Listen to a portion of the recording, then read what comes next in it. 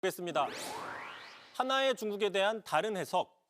자, 지금 한중 정상회담을 계기로 이른바 정치권에서는 하나의 중국에 대한 논쟁이 나오고 있습니다. 자, 먼저 주진우 국민의힘 의원이 자신의 페이스북에 위성락 안보실장이 하나의 중국 원칙을 지지한다고 발언했다. 자, 일본 대만과 관계를 내팽개치고 오로지 친중에만 집중하는 노골적인 친중 본색이라고 지난 4일 저렇게 비판을 했습니다. 예. 참고로 이 하나의 중국이라는 것은 이 대만 같은 곳이 중국과 분리될 수 없고 유일한 합법 정부는 중국이라는 이 중국의 대외 정책의 가장 핵심적인 개념이죠. 그렇죠. 하나의 중국 입장은 역사가 오래됐죠. 1992년 중국과 수교할 때도 나왔던 거잖아요. 그렇습니다. 다시 얘기해서 이재명 정부 들어서 갑자기 새로 생긴 어떤 기조가 아니라는 거죠.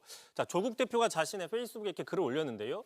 1992년 노태우 정부 시절 한중 수교 공동성명 문장을 보면 오직 하나의 중국만이 있고 대만이 중국의 일부분이라는 중국의 입장을 존중한다라고 적혀 있다면서 이후에 모든 한국 정부가 지켜온 일관된 공식 입장이라고 얘기를 했습니다. 예. 그러면서 이제 주진우 의원이 하나의 중국을 지지 선언했다고 비난하고 있는데 이것이야말로 혐중, 반중 정서로 먹고 사는 극우 세력들의 스피커 같다라고 비판을 했습니다. 예.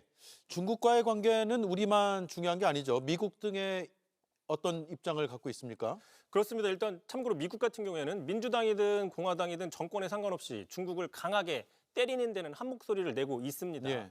다만 보시면 바이든 정부 같은 경우에도 하나의 중국 입장을 재확인한 바가 있었고 네. 또 트럼프 정부에서도 하나의 중국을 완전히 깨트려버리는 이른바 레드라인을 넘지는 않는 모습이죠. 오히려 그 강경하게 나가는 일본을 좀 말린 적도 있었고요.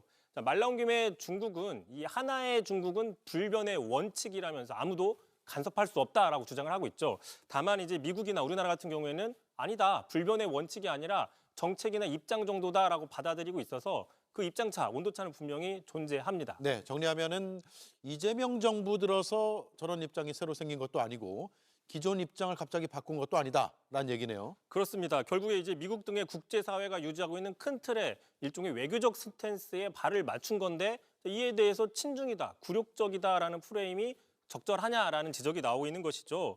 그럼에도 이제 주진우 의원은 오늘도 이재명 대통령이 중국 관영 매체에다가 하나의 중국을 존중한다는 서약을 했는데 창피한 외교 굴욕이다라고 비판을 했습니다. 자, 그런데 한 2년 전입니다. 바로 이 주진우 의원이 속해 있는 국민의힘 안에서도 존중한다는 입장이 나온 바가 있습니다. 들어보시죠. 예.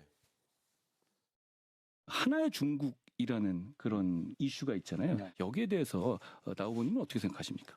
저도 그 원칙은 일단 지켜줘야 된다고 생각을 합니다. 저는 우리 한중 수교 때 정해졌던 것처럼 존중한다는 선을